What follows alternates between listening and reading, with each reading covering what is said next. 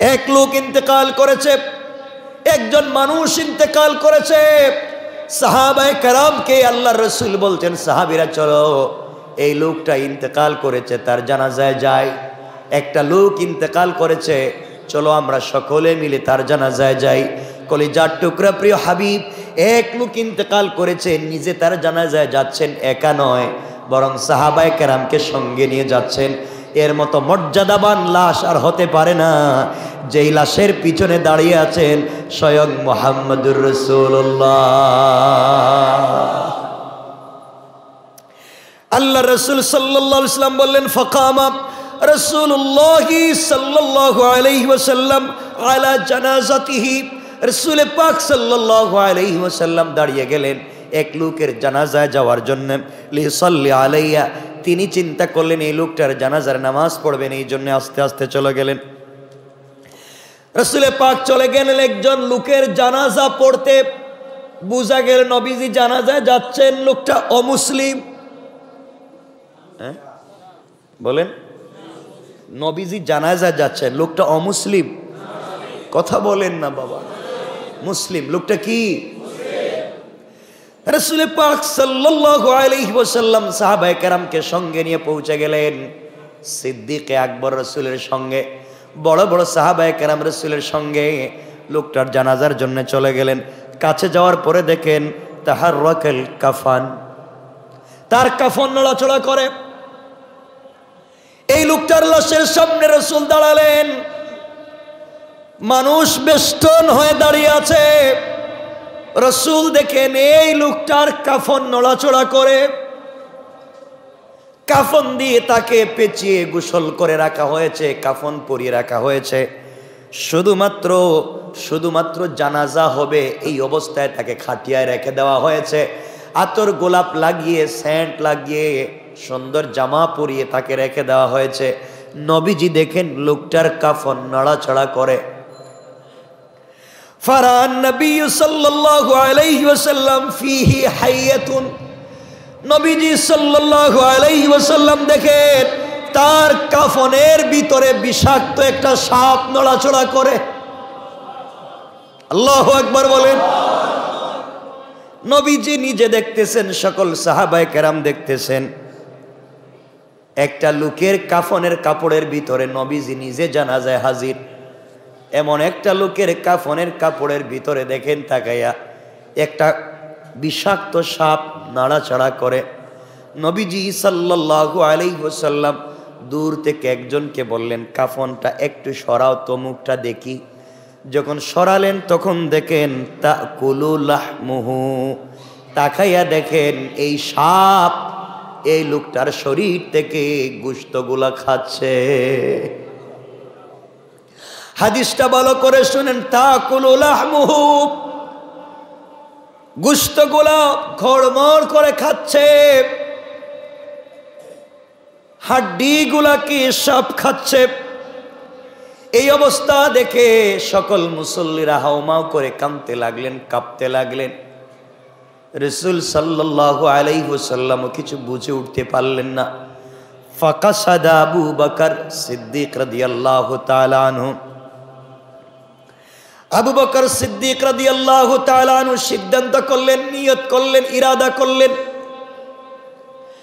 আবু বকর ইরাদা করলেন এই সাপটাকে তিনি মেরে ফেলবেন। যেই সাপটা একটা মৃত মানুষের গোশত খাচ্ছে, জানাজার আগে রাসূল হাজির, এই সাপটাকে তিনি মেরে ফেলবেন, এই জন্য একটা লাঠি হাতে নিলেন। এমন সময় তাকাইয়া দেখেন সকল মুসল্লিরা, আমরা যেভাবে বসে আছি সকল মুসল্লিরা তাকাইয়া দেখে ফানাতাকাতিল হাইয়াতু বিলিসানিল ফাসিহ। এমন সময় সকলে তাকাইয়া দেখেন স্পষ্ট ভাষায় এই সাপ সুন্দর করে কথা বলতেছে। এই সাপ আল্লাহর কাছে ডাক দিয়ে বলেছে, আল্লাহ, তোমার হাবিব এই লোকের জানাজার জন্য হাজির হয়ে গিয়েছে,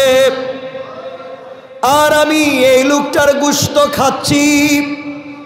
আর তোমার হাবিবের কলিজার টুকরা সাহাবী আবু বকর হাতের মধ্যে লাঠি নিয়েছে আমাকে মেরে ফেলতে। আল্লাহ, তুমি এই মুহূর্তে আমার জবান খুলে দাও, আমি তোমার আবু বকরের সঙ্গে কথা বলতে চাই। আল্লাহু আকবার।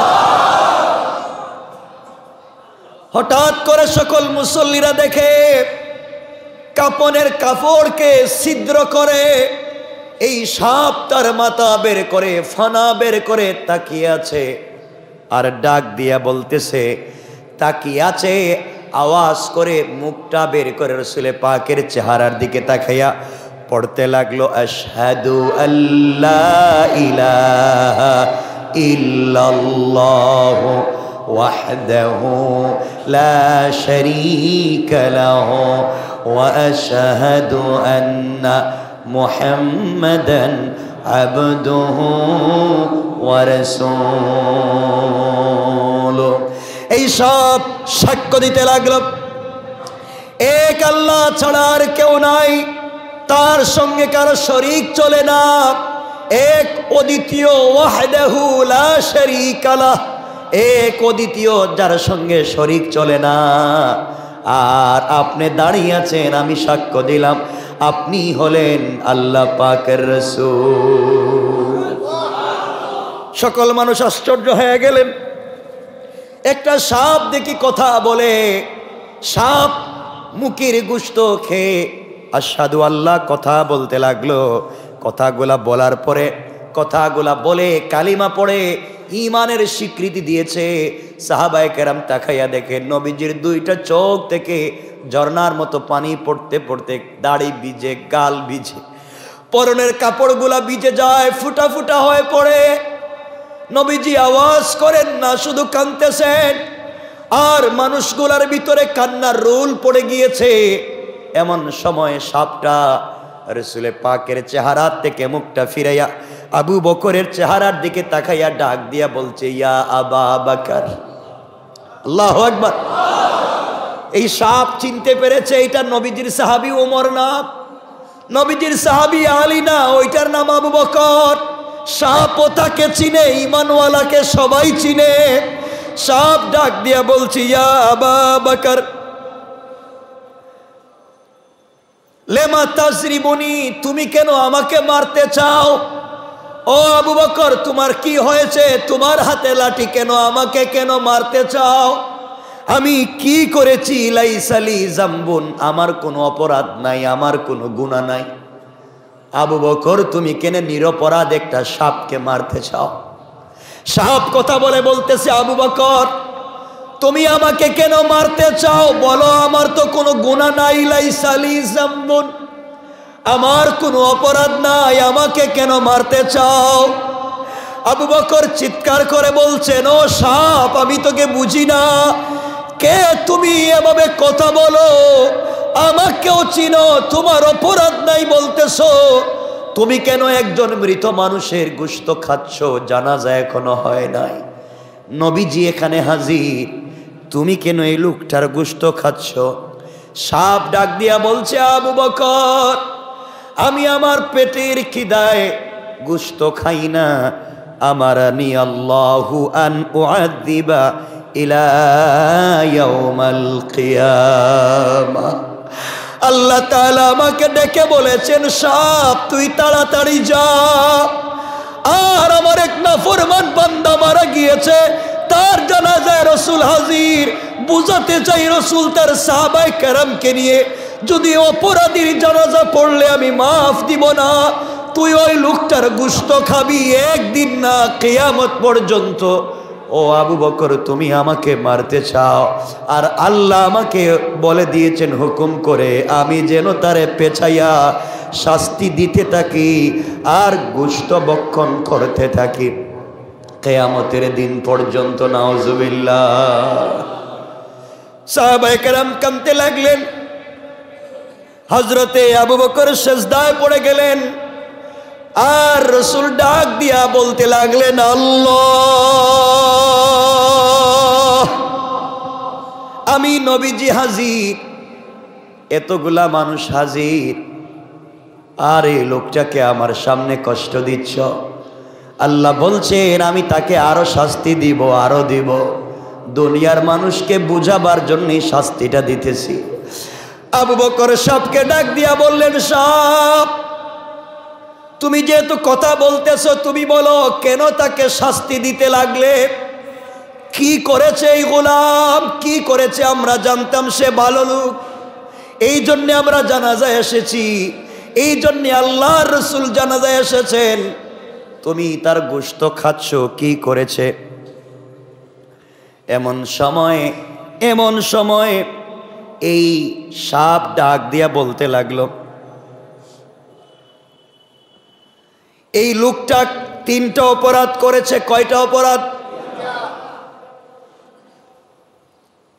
এই লোকটা 3টা অপরাধ করেছে।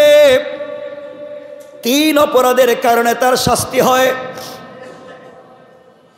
এই লোকটা এমন 3টা অপরাধ করেছে। লাহু সালাসুন, এই লোকটা 3টা অপরাধ করেছে, এই জন্যে তাকে শাস্তি দেওয়া লাগবে। কি অপরাধ করেছে? 1 নম্বর, এই লোকটার অপরাধ আউয়াল তারিকুস সালাহ। এই লোকটা নামাজ পড়তো না, মাঝে মাঝে ছেড়ে দিত, মাঝে মাঝে নামাজ ছেড়ে দিত, একেবারেই পড়তো না। এই জন্যে তাকে এই শাস্তি, তারিকুস সালাহ। 2 নম্বর মানিউজ যাকাত, এই লোকটা যাকাত দিতে অস্বীকার করত, এই জন্যে তার এই শাস্তি। 1 নম্বর তারিকুস সালাত। 2 হাত জোড় করে বলছি, ও জওয়ানেরা, যাই করো, যেখানেই থাকো, সময় পাইলে আগে পরে, যখন সময় পাও আগে নামাজ, আগে নামাজ। রাসূল ইন্তেকালের আগে যখন অজ্ঞান হয়ে যেতেন, জ্ঞান ফিরলেই বলতেন আসসালাত আসসালাত আসসালাতু আলা ওয়াক্তিহা। এই জন্যে আজকে আমাদের পণ আর প্রতিজ্ঞা হবে, যখনই সুযোগ পাবো নামাজ পড়ব। বলেন ইনশাআল্লাহ।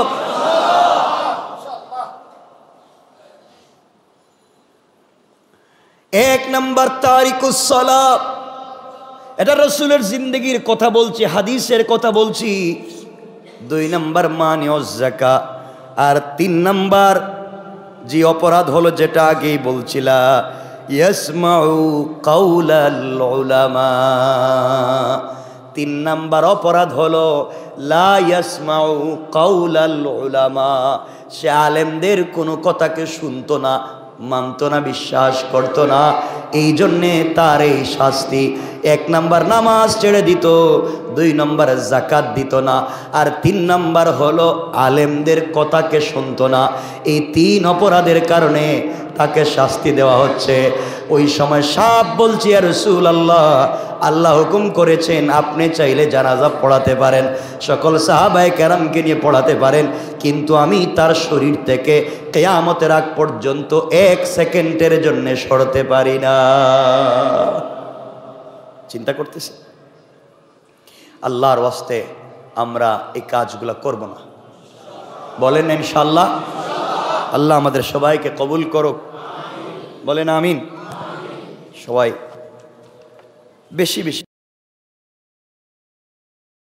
আল্লাহ রাব্বুল ইজ্জত ওয়াল জালালের পরে বললেন, লানাহুমুল্লাহু ফিদ দুনিয়া ওয়াল আখিরাহ ওয়া আ'আদ্দা লাহুম আযাবাম মুহিনা। আল্লাহ রাব্বুল ইজ্জত ওয়াল জালাল বললেন, যারা আমাকে কষ্ট দেয়, আমার রাসূলকে কষ্ট দেয়, তাদের জন্য প্রস্তুত করে রেখে দিয়েছেন অবমাননাকর, লাঞ্ছনাকর শাস্তি। কি শাস্তি? অবমাননাকর, লাঞ্ছনাকর, অপমানজনক শাস্তি আল্লাহ রেখে দিয়েছেন কিয়ামতে। যারা আল্লাহকে কষ্ট দেয়, যারা রাসূলকে, যারা নামাজ পড়ে না, আল্লাহরে কষ্ট দেয় না। কথা বলেন না কেন? বলেন, কষ্ট দেয় না? যারা সত্য কথা বলে না, তারা আল্লাহকে কষ্ট বলেন দে। যারা আমানতের খেয়ানত করে, তারা আল্লাহকে, যারা হক আদায় করে না, তারা আল্লাহকে আল্লাহ বলছেন দুনিয়াও নষ্ট, আখেরাতও, কথা বলেন, আখেরাতও নষ্ট। রাসূলকে যারা কষ্ট দেয়, রাসূল বলেছেন তুমি প্রতিবেশীর হক আদায় করো, তুমি নিজের হক আদায় করো। রাস্তায় একটা কাঁটা, ঈমানের অংশ হলো রাস্তায় যদি একটা কাঁটা পড়ে থাকে ওটা সরাইয়া দাও। ঈমানের অঙ্গ, ঈমানের 70টা শাখার একটা হচ্ছে রাস্তায় যদি একটা কাঁটা পড়ে থাকে বা রাস্তায় একটা কিছু পড়ে থাকলো, একজন মানুষ যেতে কষ্ট হবে, এটা সরাইয়া দেওয়া, এটা ঈমানের অংশ। এখন আমরা কি রাস্তা থেকে কিছু সরাই না রাস্তায় দেই? এখন রাস্তা দেই না সরাই? দেই, উল্টা রাস্তা বন্ধ করে দেই। রাসূল বলেছেন রাস্তাকে পরিষ্কার রাখো, এটা ঈমানের অংশ, আর আমরা এখন রাস্তা বন্ধ করে দিই। আল্লাহ হিফাজত করুক। সবাই বলেন কেন বলতেছি কথাগুলা মনে রাখবেন। দুনিয়ার জমিন থেকে আমি আপনি বিদায় নিয়ে যেতে পারি, 3টা কথা বলবো, আজকে মনোযোগ দিয়ে শুনবেন যা বলতে চাই। এরপরে আল্লাহ রাব্বুল ইজ্জত ওয়াল জালালের পরের শব্দ থেকে বললেন, এরপরের শব্দ থেকে আল্লাহ বলেন ওয়াল্লাযীনা ইউযুনাল মুমিনিনা ওয়াল মুমিনাতি বিগাইরি মাকতাসাবু ফাকাদ ইহতামালু বুহতানাও ওয়া ইসমান মুবিনা। এরপরে আয়াতে আল্লাহ বললেন যারা বিনা অপরাধে, কি অপরাধে? সবাই বলেন, আবারও বলছি, যারা বিনা অপরাধে কোনো মুমিন পুরুষ এবং মুমিন নারীকে কষ্ট দেয়। কি বুঝলেন? আল্লাহ বলছেন যারা বিনা অপরাধে তার কোনো মুমিন পুরুষকে, মুমিন বান্দাকে অথবা মুমিন বান্দিকে কষ্ট দেয় আর তারা মিথ্যা অপবাদ দেয়, এই সমস্ত যারা করে, আল্লাহ বললেন তাদেরকে, আল্লাহ এই কথা বুঝাতে চাইলেন তারা প্রকাশ্যে পাপ বহন করে কিয়ামতের দিনে। তাদের পক্ষে পৃথিবীর কাউকে আমি কিয়ামতের দিনে দাঁড়াতে দিব না। কেউ দাঁড়াবে না, কেউ না। দুনিয়ার জমিনে যারা একজন মুমিন পুরুষকে কষ্ট দেয়, একজন মুমিন নারীকে কষ্ট দেয়, অথবা তার প্রতি অপবাদ দেয়, মিথ্যা অপবাদ দেয়, এইভাবে যদি কেউ করে, আল্লাহ রাব্বুল ইজ্জত ওয়াল জালাল বললেন তাকে তো দুনিয়ায় শাস্তি দিব, আর মরার পরে তার পক্ষে আমি কাউকে দাঁড়াতে দিব না। নাউজুবিল্লাহ বলেন। চিন্তা করতেছেন আপনারা কি অবস্থা হবে? এই জন্য আল্লাহর ওয়াস্তে চলার পথে আমরা অন্যায় করব, কথা বলেন, অন্যায় করব। আল্লাহ রাব্বুল ইজ্জত ওয়াল জালাল বলছেন, ও গোলাম, এই দুনিয়ার জমিনে চলার পথে তুমি আমি আল্লাহকে ভালোবাসতে শিখো, আমাকে ভালোবাসতে শিখো, আর কিছু করো আর না করো, আমাকে সন্তুষ্ট করতে যদি পারো, আমার রাসূলকে তুমি যদি সন্তুষ্ট করতে পারো, পৃথিবীর কেউ যদি তোমার পাশে না থাকে, কিয়ামতের কঠিন ময়দানে আল্লাহ রাব্বুল ইজ্জত ওয়াল জালাল বলছেন আমি নিজে আমার আরশে আজিমের ছায়ায় জায়গা দিয়ে পর্দার আড়ালে রেখে আমি আমার বান্দার গুনার দিকে না তাকাইয়া আমাকে সন্তুষ্ট করেছে, এই খুশিতে আমি আল্লাহ আজকেও বান্দাকে সন্তুষ্ট করে জান্নাতের ওয়াদা দিতে পারি। এজন্য আল্লাহকে সন্তুষ্ট করে আমরা কেউ থাকবো না দুনিয়ায়। আপনিও মরে যাবেন, আমিও মরে যাব, কেউ নাই, কেউ থাকবো না। তো আমরা কি আল্লাহকে সন্তুষ্ট করতে পারবো না? বলেন না ইনশাআল্লাহ। ইনশাআল্লাহ। কেন বললাম কথাটা মনোযোগ দিয়ে শোনেন আমার মুসলমান বন্ধুগণ, গভীর মনোযোগ। কেউ যদি আল্লাহর রাসূলের কথাগুলো না শুনে, কেউ যদি আল্লাহর কথা না শোনে, আল্লাহ এবং রাসূলের কথাগুলা যে আলিম বলবেন, সে আলেমের কথা যদি কেউ না শোনে, দুনিয়ার জমিনে যদি এভাবে চলতে চায়, কি হতে পারে, কি কেমনে তার ইন্তেকাল হবে, কি অপরাধের কারণে সে শাস্তি পাবে। এই দুনিয়ার জমিনে রাসূল পাক বলেছেন আলাইকুম বিমুজালাসাতিল উলামা। দুনিয়ার জমিনে যারা আমাকে দেখে নাই, দুনিয়ার জমিনে যারা আমি রাসূলকে দেখে নাই, দুনিয়ার জমিনে যারা আমার মজলিসে বসতে পারে নাই, তারা যদি দুনিয়ার জমিনে কোনো হক্কানি রব্বানি আলিমের মজলিসে বসে যায়, এটা যেন আমি রাসূলের মজলিসে বসে গিয়েছে। আমার মজলিসে বসে আমার চেহারার দিকে তাকালে যেইভাবে গুনাহগুলো মাফ হয়ে যেত, কেউ যদি আমার আলেমদের মজলিসে বসে হক্কানি আলেমদের চেহারার দিকে তাকাইয়া থাকে, সেইভাবে তাদের জিন্দগির সগীরা গুনাহগুলো ঝরে ঝরে মাফ হয়ে যায়। আল্লাহর রাসূল বলেছেন, তোমরা মনে করো এটা আমি রাসূলের মজলিস। আমার মজলিসে বসলে যেইভাবে রহমতের ফেরেশতারা বেষ্টন করে বসে থাকে আর আল্লাহর কাছে রহমতের দোয়া করতে থাকে, তোমরা যদি কোনো আলেমের মজলিসে বসে থাকো, এই মজলিসটাকে আল্লাহ তাআলা রহমতের ফেরেশতা দিয়ে বেষ্টন করে দেয়, আর তারা পুরা মজলিসের মানুষের জন্য আল্লাহর কাছে রহমতের দোয়া করে পড়েন সুবহানাল্লাহ, আল্লাহু আকবার বলেন। এই জন্য রাসূল বলেছেন আলাইকুম বিমুজালাসাতিল উলামা। তোমরা আলেমের মজলিসে বসে থাকো, আলেমের মজলিসকে আমার মজলিস মনে করো। কেন কথাগুলা বলছি মনোযোগ দিয়ে শুনেন কি বলতে চাই। আমার বন্ধুগণ, আল্লাহর রাসূল আখিরি জামানার পয়গম্বর সরকারে কায়নাত দু জাহানের সরদার নবী রহমত হাবিবুল্লাহ জনাবে মুহাম্মদ রাসূলুল্লাহ সাল্লাল্লাহু আলাইহি ওয়াসাল্লাম জানতে পারলেন এক লোক ইন্তেকাল করেছে। এক লোক ইন্তেকাল করেছে, একজন মানুষ ইন্তেকাল করেছে।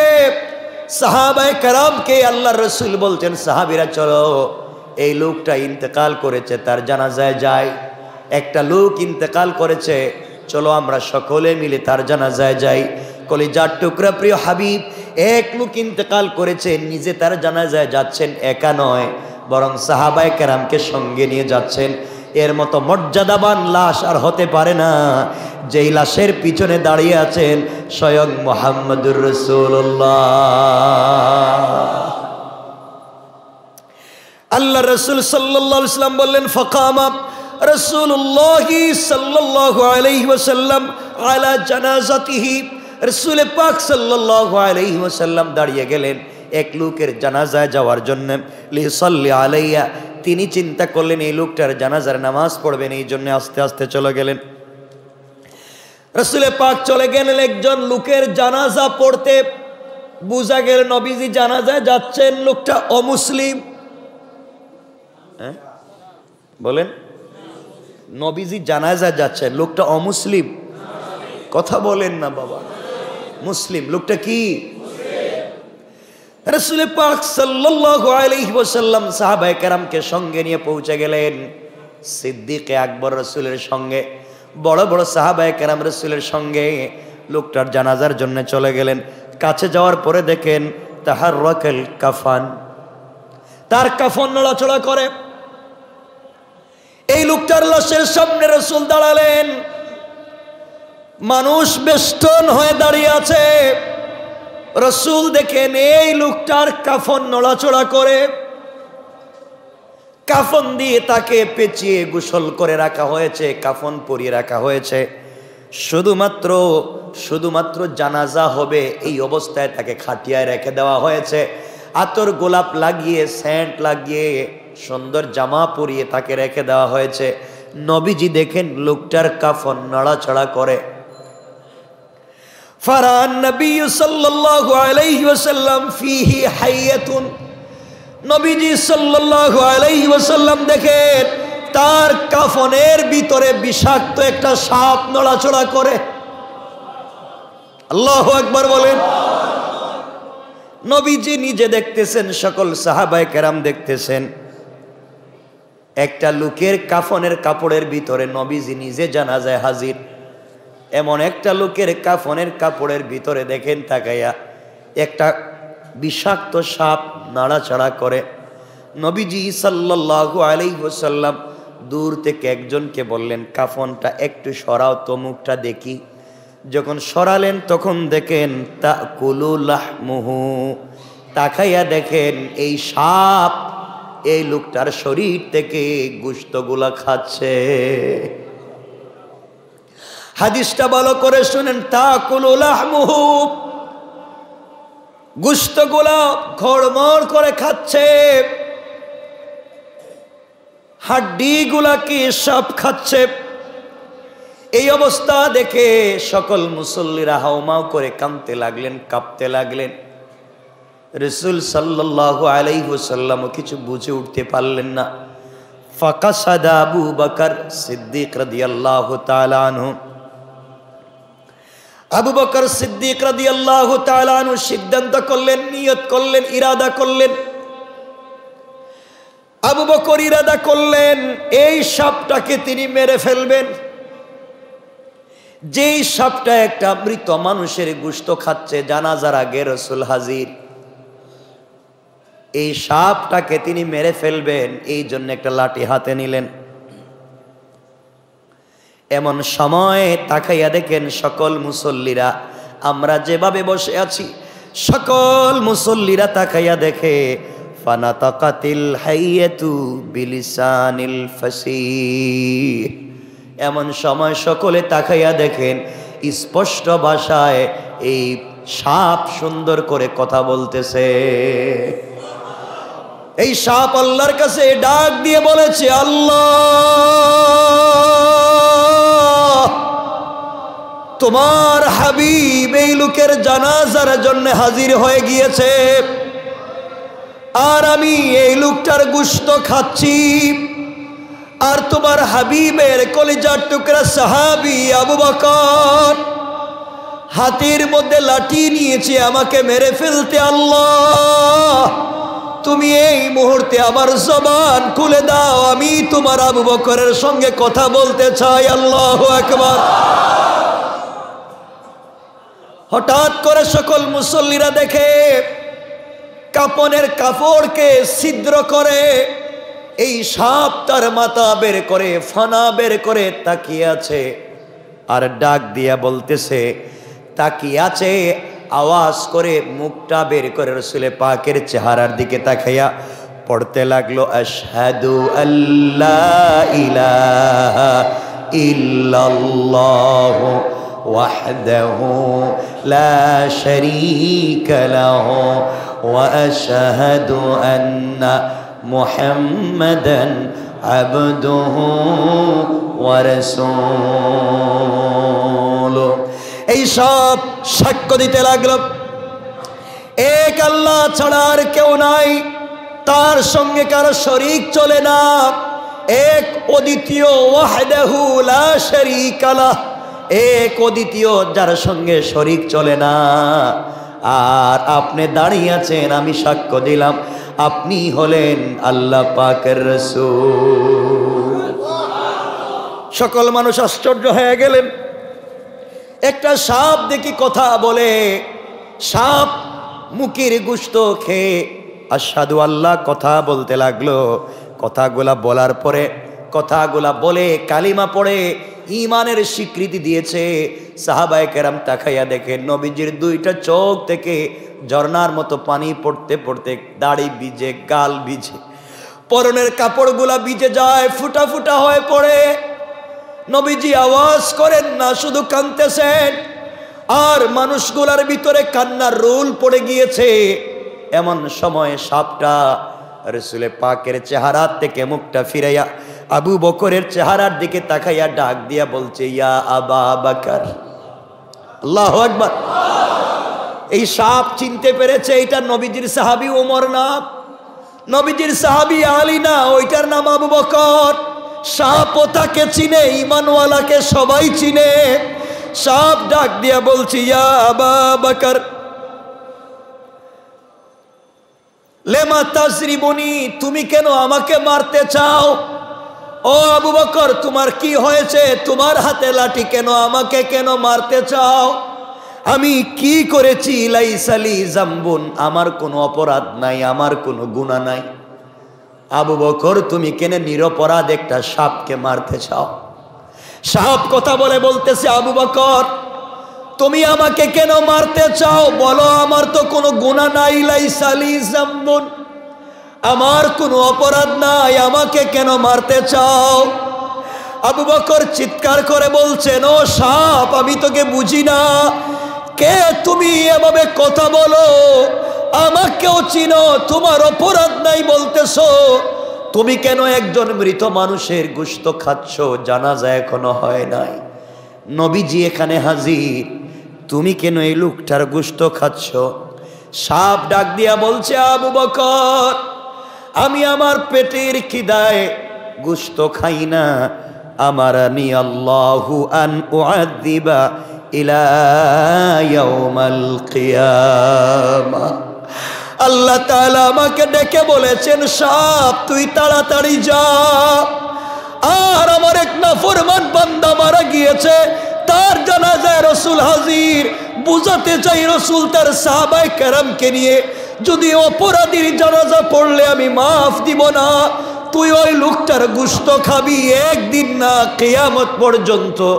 ও আবু বকর, তুমি আমাকে মারতে চাও, আর আল্লাহ আমাকে বলে দিয়েছেন হুকুম করে, আমি যেন তারে পেছাইয়া শাস্তি দিতে থাকি আর গোশত ভক্ষণ করতে থাকি কিয়ামতের দিন পর্যন্ত। নাউজুবিল্লাহ।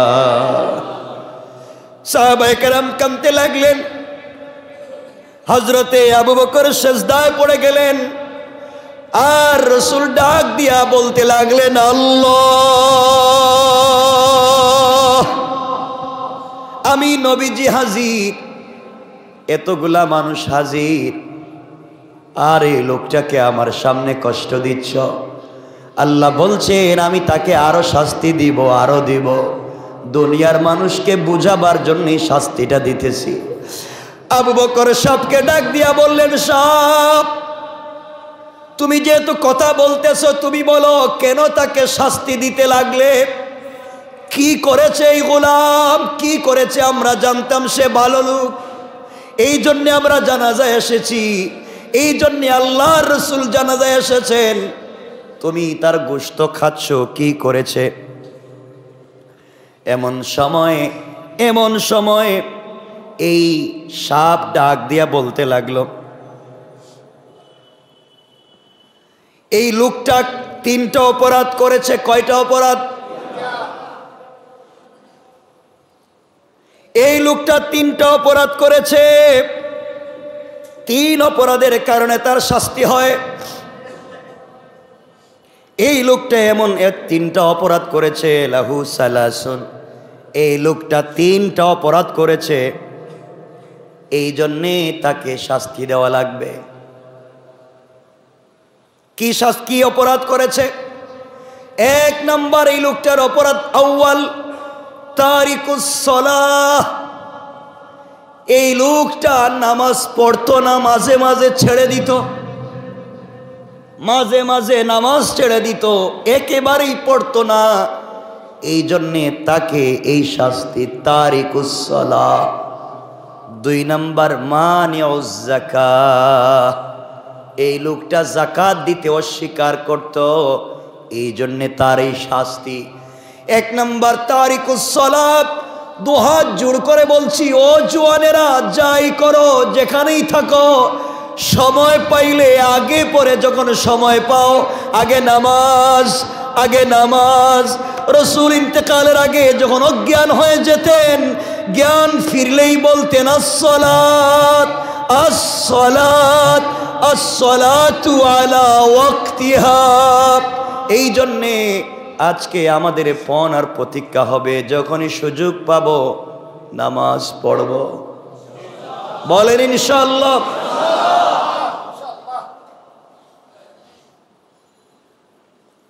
1 নম্বর তারিকুস সালাত, এটা রাসূলের জিন্দেগির কথা বলছি, হাদিসের কথা বলছি। 2 নম্বর মানিউজ যাকাত।